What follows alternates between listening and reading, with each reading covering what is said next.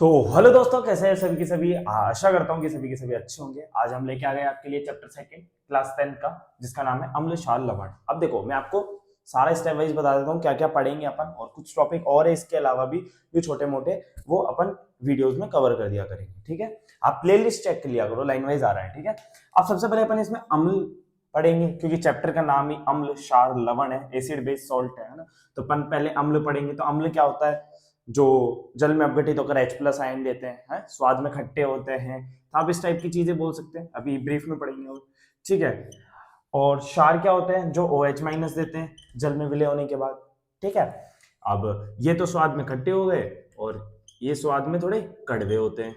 ठीक है, लवण अपना जो नमक है उससे रिलेट करता है, NaCl है ना, वही चीज है। उदासीनीकरण क्या होता है? उदासीनीकरण अभिक्रिया वो होती है जिसमें अम्ल क्षार से परस्पर अभिक्रिया करके लवण तथा जल बना देता है ना। तो इसका जो, जैसे कि HCl है, जो NaH से NaOH से ये अम्ल हो गया, ये क्षार हो गया, तो ये मिलके क्या बना देता है? ये NaCl के साथ मिल जाता है, तो NaCl यानी कि लवण बन गया। बाकी OH यानी कि ये बन के H2O यानी कि जल बाहर निकल गया। तो उदासीनीकरण अभिक्रिया हो गया जिसमें अम्ल व क्षार परस्पर अभिक्रिया करके लवण तथा जल बना देते हैं। ठीक है, उसके बाद पीएच है। पीएच के बारे में अपन पढ़ेंगे कि अम्ल, क्षार, है ना, और उदासीन कैसी कैसी पीएच होती है, उन सब के बारे में भी आपको बताऊंगा। और मेन टॉपिक है जो इसके अंदर, लवण परिवार। इसमें से डेफिनेटली क्वेश्चन आता है आपके पास, ये लवण परिवार में से। ठीक है, अच्छा टॉपिक है, 3 मार्क्स का टॉपिक है, 3 से 4 मार्क्स के क्वेश्चन इसी के अंदर से आ जाते हैं। और ये chapter he approximately 5 to 6 marks का है।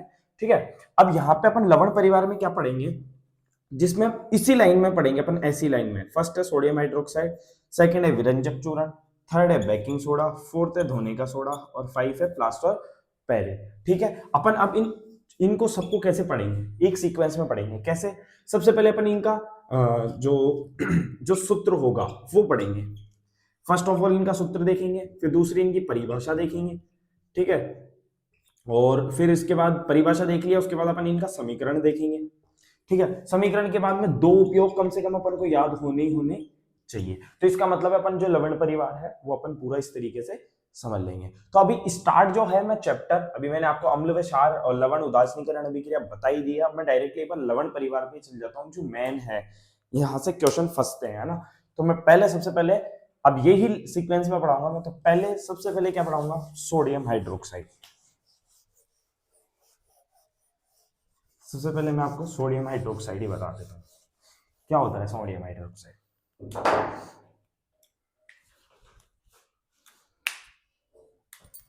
इसके अंदर फर्स्ट पढ़ रहे हैं अपन लवण परिवार के अंदर, जिसे बोलते हैं सोडियम हाइड्रोक्साइड।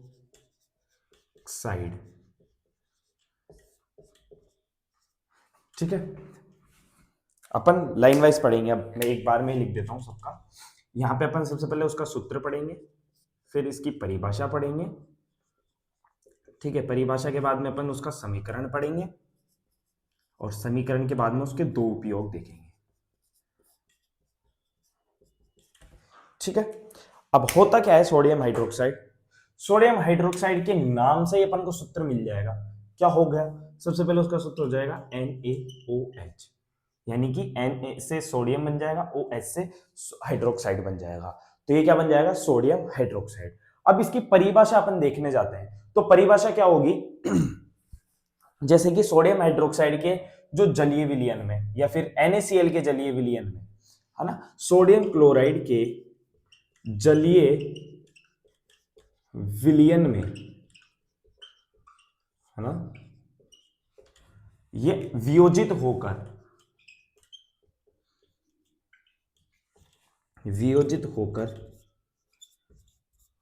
क्या क्या बनाता है? सोडियम हाइड्रोक्साइड,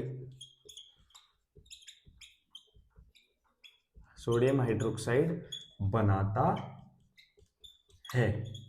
और इसे ही क्लोरक्षार अभिक्रिया भी कहते हैं, ये ध्यान रखना। इसे ही क्लोर क्षार अभिक्रिया भी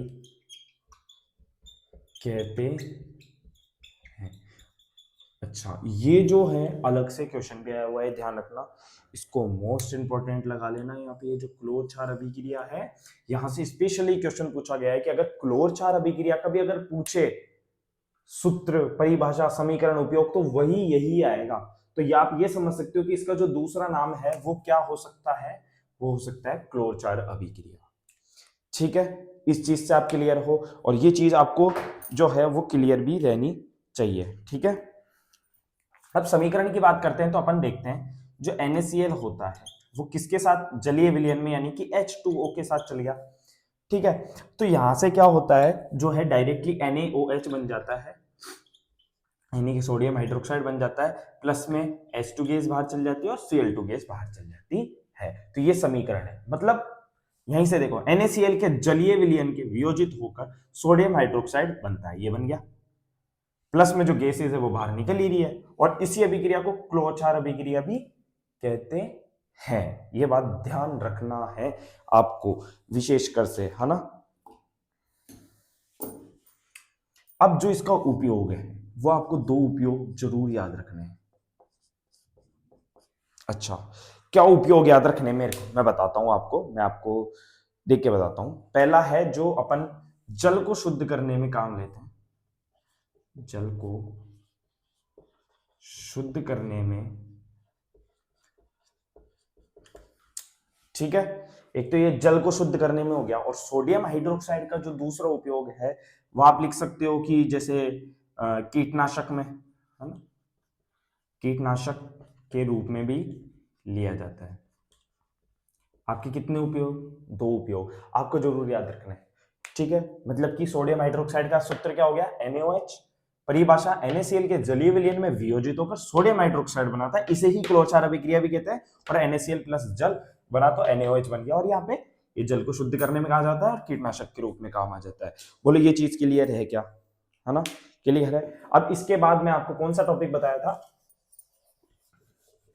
इसके बाद मैंने बताया था विरंजक चूर्ण, है ना, तो विरंजक चूर्ण भी पढ़ते हैं अपन अभी।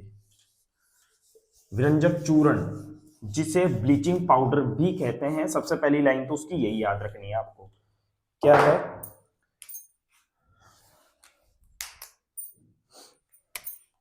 दूसरा है विरंजक चूर्ण। ठीक है, इसका दूसरा नाम क्या हो जाएगा, ब्लीचिंग पाउडर। क्या हो जाएगा, ब्लीचिंग पाउडर भी कहते हैं, ये बात ध्यान जरूर रखेंगे। ठीक है, क्योंकि इसका दो दो नाम पूछ लिया जाता है एक बार। ठीक है, सूत्र जो है विरंजक चूर्ण का क्या होता है, CaOCl2। इसका एक और नाम इसी से बन जाता है, क्या बन जाता है, कैल्शियम ऑक्सी क्लोराइड।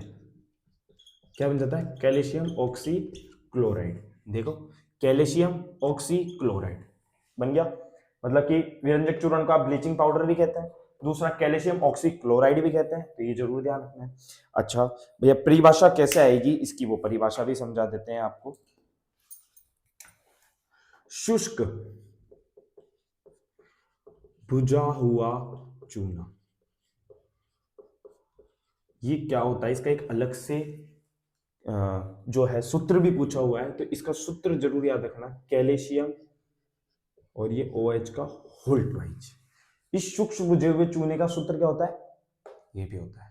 इसमें क्या होता है, सूक्ष्म बुझे हुए चूने में क्लोरीन गैस Cl2 गैस प्रवाहित करने पर, गैस प्रवाहित करने पर विरंजक चूर्ण का निर्माण होता है, विरंजक चूर्ण का निर्माण होता है। ठीक है, अच्छा कैसे हुआ, देखो, कैल्शियम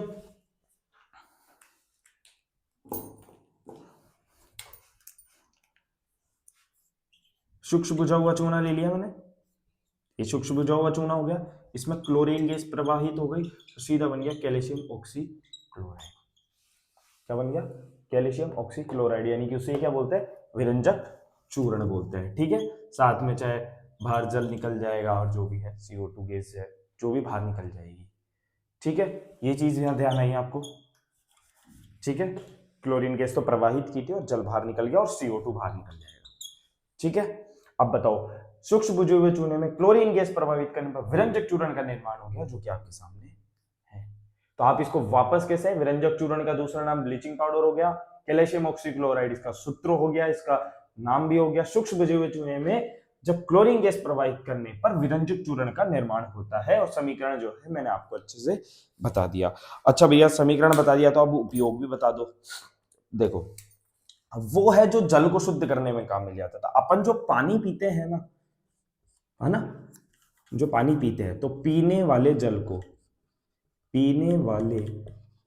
को शुद्ध करने में काम में लिया जाता है, शुद्ध करने में काम में लिया जाता है। और जो दूसरा है वो है रासायनिक उद्योगों में उपचायक के रूप में लिया जाता है।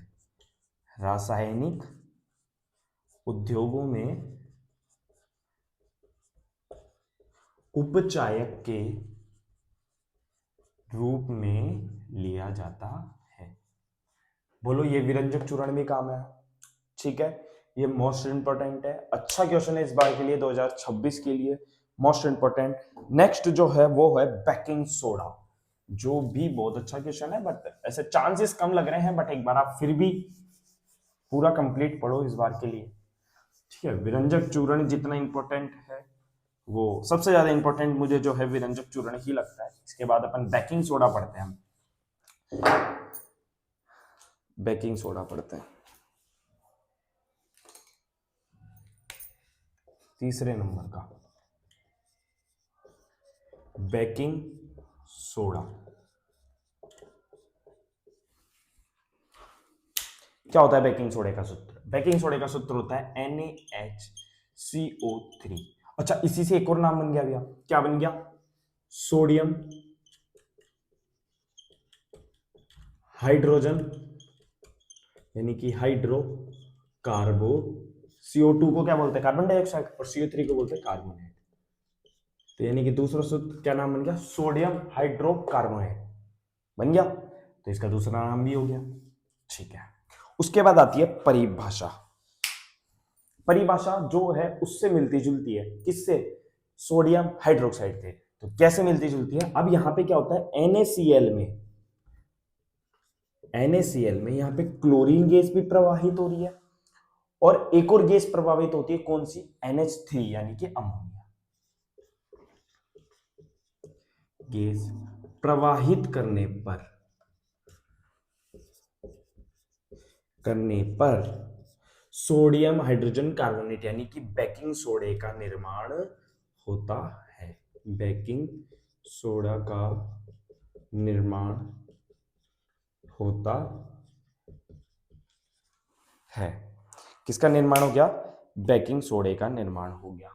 ठीक है, यहाँ पे NH3 आ गया और Cl2 नहीं आएगा, सॉरी CO2 आएगा यहाँ पे, है ना। CO2 व NH3 गैस प्रवाहित करने पर बेकिंग सोडे का निर्माण होता है। अच्छा, अब समीकरण पढ़ते हैं। समीकरण कैसा आएगा? NaCl। अब कौन कौन सी दो गैसेस प्रवाहित की? CO2 NH3। अरे CO2 और NH3 काम में लिया। ठीक है, साथ में जो है जल आ जाएगा। ठीक है, अब बनेगा क्या? बनेगा ये NaHCO3। अच्छा भैया, साथ में क्या बनेगा? जो अमोनियम क्लोराइड है वो बाहर आएगा। क्यों बाहर आया? क्योंकि साथ में NH3 था। जो अमोनियम गैस थी वो क्या करती है, वो इसके साथ आ जाती है। ठीक है, और जो Na है वो CO2 के साथ बन जाता है, तो यहाँ पे NaSCO3 बन जाता है, इसका एक अणु यहाँ भी आ जाता है।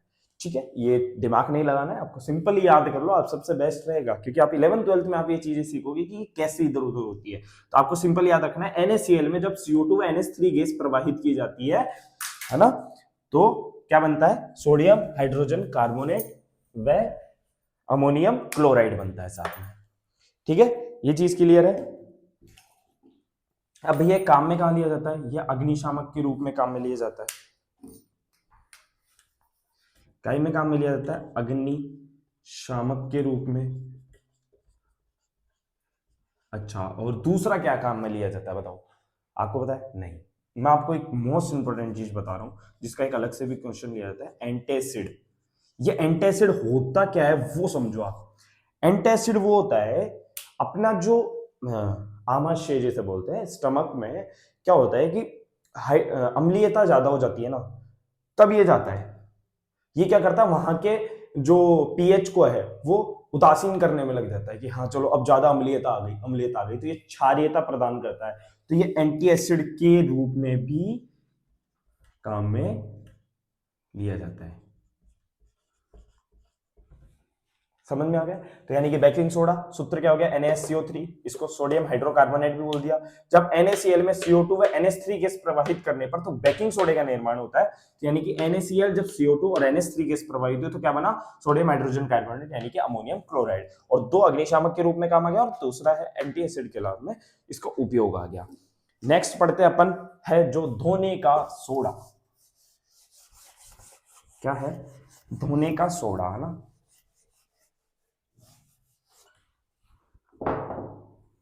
फोर्थ नंबर, धोने का सोडा। सबसे पहले अपन क्या पढ़ेंगे, सूत्र पढ़ेंगे, फिर परिभाषा पढ़ेंगे, फिर क्या पढ़ेंगे, फिर क्या पढ़ेंगे, समीकरण पढ़ेंगे, फिर क्या पढ़ेंगे, उपयोग पढ़ेंगे, है ना। अभी इसके बाद दो ही रहने, लवण परिवार, फिर उसके बाद नेक्स्ट वीडियो में कवर करेंगे अपन, अभी तो ठीक है। अब पढ़ेंगे अपन क्या, सूत्र। धोने के सोडे का सूत्र क्या होता है, देखो धोने का सोडे का सूत्र होता है Na2CO3.10H2O, यानी कि सोडियम कार्बोनेट। अच्छा, तो मतलब धोने का सोडे का सूत्र ये हो गया, ठीक है।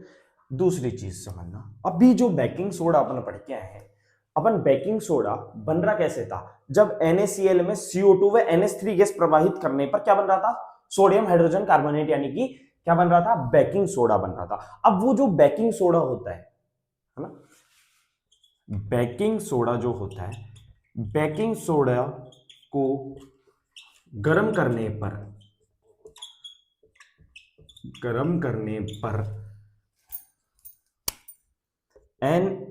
Na2CO3 यानी कि सोडियम कार्बोनेट का निर्माण होता है, सोडियम कार्बोनेट का निर्माण होता है।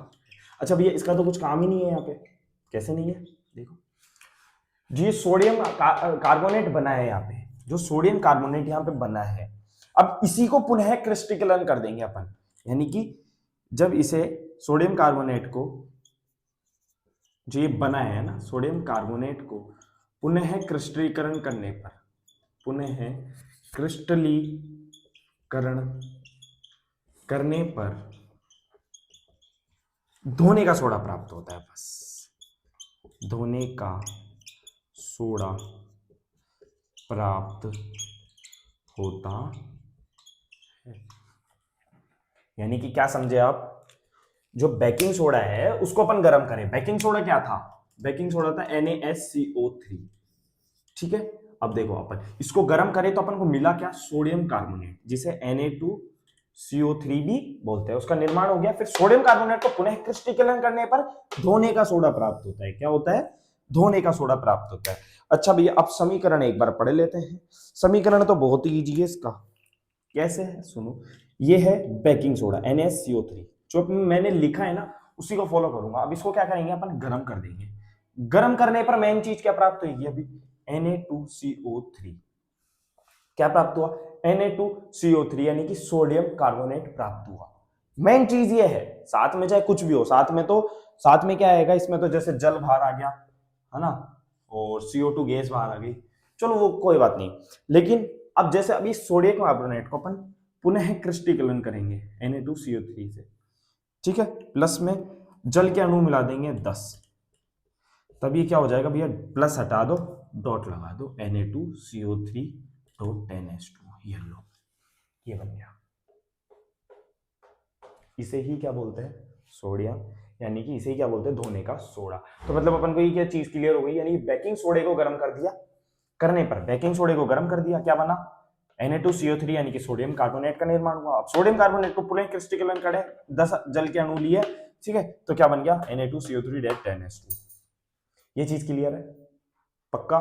ठीक है, अगर ये चीज क्लियर है तो ये इसके उपयोग लिखवा दो भैया आप डायरेक्ट। सबसे पहले तो नॉर्मली घर की साफ सफाई, घर की साफ सफाई में यूज लिया जाता है, ठीक है। अच्छा सेकंड बता दो, सेकंड भी बता देते हैं। जो ये अपना कागज उद्योग होता है ना, कागज उद्योगों में, कांच के उद्योगों में, लिख लो कागज कांच के उद्योगों में लिया जाता है, ये काम में लिया जाता है। बोलो ये चीज क्लियर है ना? यहां तक कोई परेशानी है क्या बताओ? ये चीज क्लियर होनी भी ही चाहिए, क्योंकि ये जो है धोने का सोडा इस बार के लिए ये भी इंपॉर्टेंट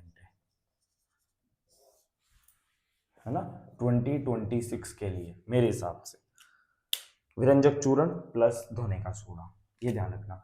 अभी प्लास्टर ऑफ पेरिस भी बच रहा है, वो प्लास्टर ऑफ पेरिस भी मैं आपको बता ही देता हूँ साथ में, है ना, इसी वीडियो में क्लियर कर देता हूँ। फिर अभी चैप्टर सेकंड ये मानना भी क्लियर नहीं है, इसके बाद भी आपको वीडियो देखनी पड़ेगी, है ना। तो प्लास्टर ऑफ पेरिस मैं आपको बता ही देता हूँ। पांचवा लवण परिवार का last 10 topic, plaster of Paris. Plaster of Paris क्या होता है? पहले इसका अपन सूत्र पढ़ेंगे, फिर अपन इसकी परिभाषा पढ़ेंगे, फिर अपन इसका समीकरण पढ़ेंगे, और फिर अपन इसका उपयोग पढ़ेंगे, ठीक है। ठीक है, सबसे पहले सूत्र क्या होता है वो सूत्र पे नजर मार लेते हैं अपन। सूत्र होता है CaSO4 ½ H2O, ठीक है। इसका सूत्र हो गया ½ H2O CuSO4, है ना। कॉपर सल्फेट हाइड्रेट, हर हाइड्रेट भी बोलते हैं इसे, हिंदी में क्या बोलते हैं? कॉपर सल्फेट अर्ध हाइड्रेट, क्या बोलते हैं?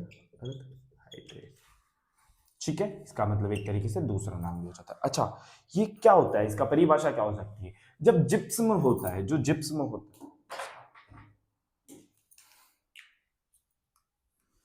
जिप्सम को 373 केल्विन पर गर्म करने पर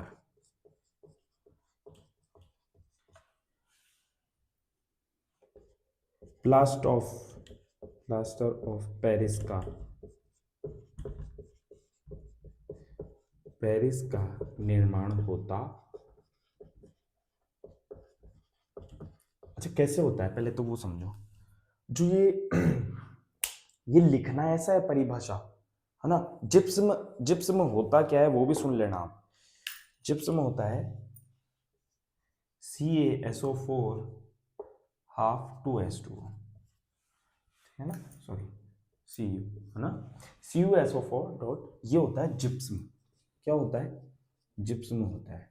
अब सुनो इसको अच्छे से समझना आप। और plaster of Paris CuSO4 ½ H2O में क्या करते हैं अपन? 1.5 जल के अणु और मिला देते। अच्छा जब जाके वो जिप्सम से देखना भी।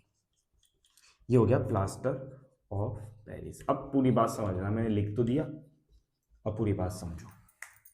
मैंने लिखवाया क्या है कि जिप्सम को 373 केल्विन पर गर्म करने पर प्लास्टर ऑफ पेरिस प्राप्त होता है। गर्म करने पर प्लास्टर ऑफ पेरिस आ रहा है कि मतलब आपने देखा होगा ना, किसी की हड्डी टूट जाती है तो उसमें प्लास्टर बनता है, तो है ना, वो प्लास्टर बनता है और उसको गीली करके चिपकाया जाता है।